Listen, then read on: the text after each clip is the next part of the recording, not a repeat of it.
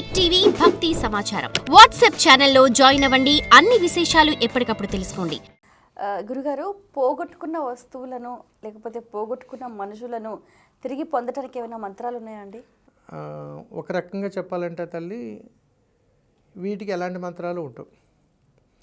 పోగొట్టుకున్నటువంటి వస్తువులు, ఉదాహరణకి ఇంట్లో బంగారం పోయింది, లేకపోతే నా ఉద్యోగం పోయింది, వస్తువులు పోయాయి, లేకపోతే నా సంచి పోయింది, ఏదో ఒకటి పోయింది.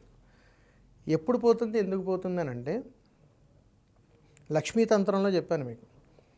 వాడకూడని పదాలతోటి లక్ష్మీదేవి ఇంట్లో ఉన్నప్పుడు మనం చేయకూడని శబ్దాలుగా చేస్తే ధనం నిలబడదని ఎలాగైతే చెప్పానో, ఏదైనా విలువలతో కూడుకున్నటువంటి యోగంతో కూడుకున్నటువంటి భోగం, ఐశ్వర్యం మన దగ్గరకు వచ్చినప్పుడు అది పోయేటట్లుగా మనం ప్రయాణం చేస్తాం. అంటే తంత్రాల్లో చెబుతాం తల్లి, చెయ్యకూడనటువంటి పనులు ఏ దేహం చేసినా విలువైన వస్తువులను ఖచ్చితంగా పోగొట్టుకుంటారు. చెయ్యకూడని పనులు, ఉండి లేదనిపించుకోవడం, దానం చేసి తిట్టడం, అన్నం పెట్టి చిరాకు పడటం, ఆకలితో ఉన్నవాడికి నీ దగ్గర ఉన్నా లేదని చెప్పడం, గొప్పల కోసం దాన ధర్మాలు చేయటం, గొప్పల కోసం సహాయం చేసినట్టు నటించడం, స్నేహితులను వంచడం, నమ్మక ద్రోహం చేయటం, ఇవన్నీ ఎక్కడైతే జరుగుతాయో ఖచ్చితంగా వాళ్ళ దగ్గర ఉన్నటువంటిది ఏదైనా సరే పోతుంది. ఉద్యోగం కావచ్చు, వ్యాపారం అయితే దేవాలాగా వచ్చేస్తుంది, ఉద్యోగంలో అయితే సస్పెండ్ అవుతారు, ఇతర పనులు అయితే అన్నీ వినాశనాలే.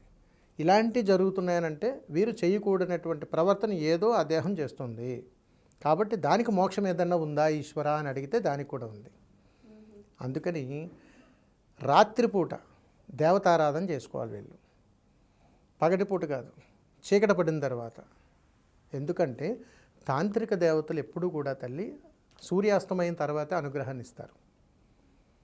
సూర్యాస్తమైన తర్వాత ఉగ్రహశక్తి అంతా కూడా అప్పుడే జరుగుతుంది. అందుకని ఏదైనా మన దగ్గర నుంచి కోల్పోయినప్పుడు నేను తప్పు చేశానమ్మా అని క్షమాపణ అడిగేది సూర్యాస్తమైన తర్వాత.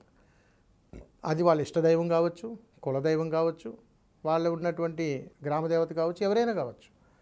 కానీ దేవత అనుగ్రహముతో మాత్రం ఖచ్చితంగా పోగొట్టుకున్నది ఏదైనా ఉంటే ఎంతో కొంత లాభాన్ని అయితే ఖచ్చితంగా తిరిగి పొందుతాం. కొంతమంది కుటుంబంలో ఉన్న వ్యక్తులు కానీ, ఇష్టమైన వ్యక్తులు కానీ దూరం అవుతూ ఉంటారు. మళ్ళీ ఆ సాంగత్యం వాళ్ళకి మళ్ళీ పూర్వం లభించాలి అని అంటే చాలా అద్భుతంగా. ఎందుకంటే ఎన్నో కుటుంబాలు విడిపోతుంటాయి తల్లి. భగవత్ స్వరూపంలో కూడా మనం కొన్ని పురాణాలు చదువుతాం. వీటిల్లో కూడా దేవీ దేవతలు కూడా కష్టాలు వచ్చిన సందర్భాలు ఉన్నాయి. వాళ్ళు కూడా ప్రసన్నం చేసుకోవడానికి ఎన్నో వ్రతాలు, పూజలు, పునస్కారాలు చేసిన సందర్భాలు ఉన్నాయి. ఒకానొక సందర్భంలోనైతే భగవత్ స్వరూపమే తపశ్శక్తి చేసి దేవీ దేవతలను మెప్పించాల్సినటువంటి పరిస్థితులు ఏర్పడ్డాయి. ఇవన్నీ సామాన్యమైనటువంటి మనుషులు. మనకు ఎందుకు దాని పరమార్థం చెప్పవలసి వచ్చిందనంటే, దేవతలకైనా వాళ్ళకే తప్పలేదు, మనమెంత అని అనుకోకూడదు. దాని పరమార్థం తెలియజేస్తున్నాయి పురాణాలు. అక్కడ ఏంటనంటే, ఒక మనిషిని, ఒక దేహాన్ని, ఒక ఆత్మని, ఈ రెండు కలిస్తే మనిషి సన్మార్గంలో పెట్టడం కోసం పరమాత్ముడితో చెప్పించబడినటువంటి సత్యాలు ఇవన్నీ. మనం చేసేటువంటి ప్రయాణం ప్రతి ఒక్కటి, మీరు అడిగారు ఒకసారి ప్రశ్న, ఇప్పుడు మరొకసారి అడగండి. కుటుంబంలో ఉన్న వ్యక్తులు కానీ, మనకు సన్నిహితమైన వ్యక్తులు కానీ దూరమైనప్పుడు మళ్ళీ వారి సాంగత్యం అదంతా తిరిగి కలగాలి అని అంటే, దూరం అయిపోవడం కాదండి, విడిపోవడం. దూరం అయిపోవడం వేరు. దూరం అయిపోవడం అంటే ఎడబాటు, మళ్ళీ కలుస్తారు. ఈ తెడబాటులో అంటే విడిపోవటం. అమ్మ, నాన్న, తమ్ముడు, చెల్లి, భావమరిది, కుటుంబం అంతా ఉన్నా ప్రారంభంలో ఐక్యతకు ఒక శుభకార్యం అప్పుడు కలుస్తారు. మళ్ళీ మరణం అప్పుడే వీళ్ళందరూ దగ్గరేది.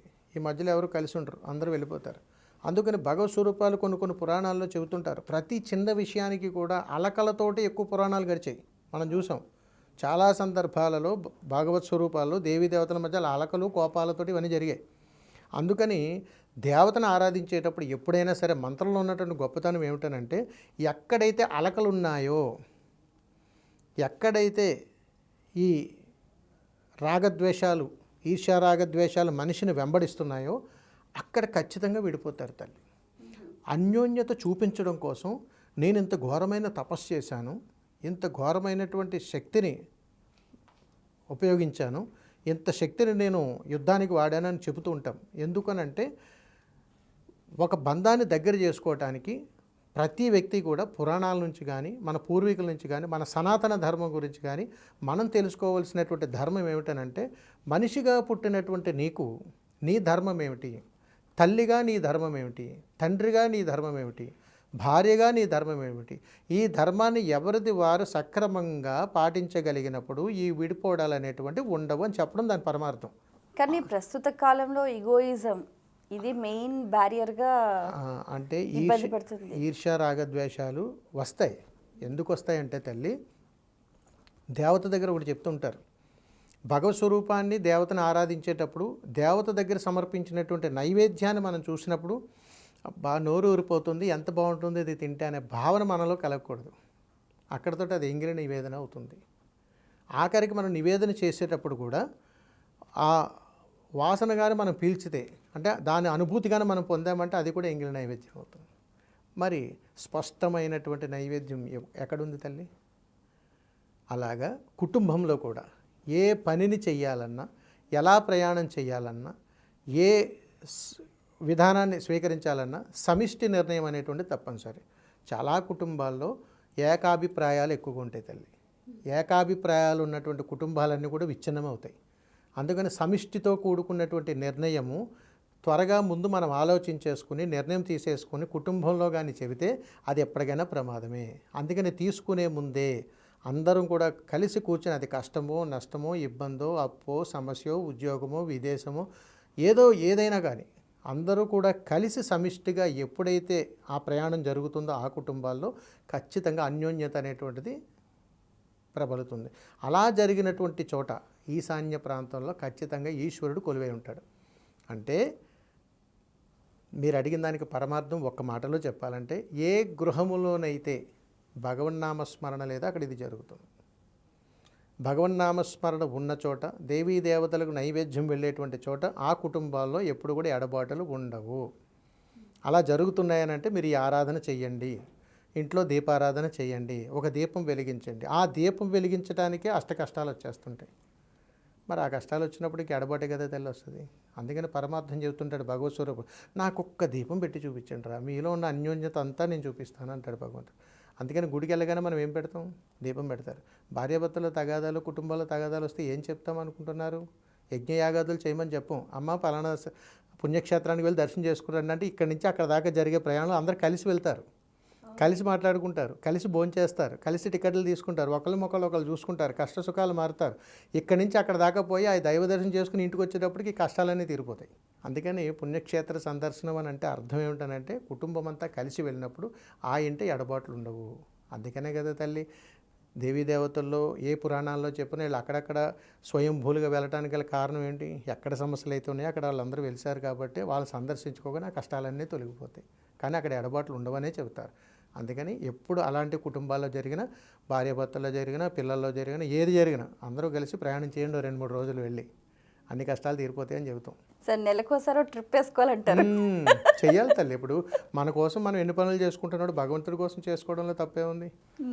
ఎందుకంటే నువ్వు ఎంత చెప్పినా ఆయన వింటాడు, ఇంట్లో వాళ్ళు వినరు. అక్కడ వచ్చింది సమస్య. అందుకని భగవంతుడి దగ్గరికి వెళ్ళి 2 కళ్ళు మూసుకొని 100 కోరికలు కోరుతాం. ఒక్క కోరిక నోరు తెరిచి ఇంట్లో అడిగితే నెరవేరుతుందా తల్లి? యుద్ధాలు. అందుకని అక్కడికి వెళ్ళి చెప్పుకున్నప్పుడు మన మనసులో భారం తగ్గుతుంది. ఏదో ఒక రూపంలో, ఎవరో ఒకళ్ళ రూపంలో నువ్వు కోరిక కోరావు కాబట్టి, వెళ్ళాలన్న తపన అనేటువంటి మంత్రం అక్కడ ఉపయోగించావు కాబట్టి అక్కడ ఉన్నటువంటి యంత్రశక్తి నీ మీద ప్రయోగం జరుగుతుంది. తద్వారా ఆ కోరికలన్నీ నెరవేరుతాయి. అందుకని అప్పుడు కుటుంబాలు ఎడబాట్లు రావు తల్లి. ఇప్పటి నుంచి కాదు, మన సనాతన ధర్మంలోనే చెప్పారు, మనందరం కలిసి తిరుపతి వెళ్దామని అంటారు. ఊరంతా కూడా మూకుమ్మడిగా కలిసి బయలుదేరి వెళ్ళేవారు.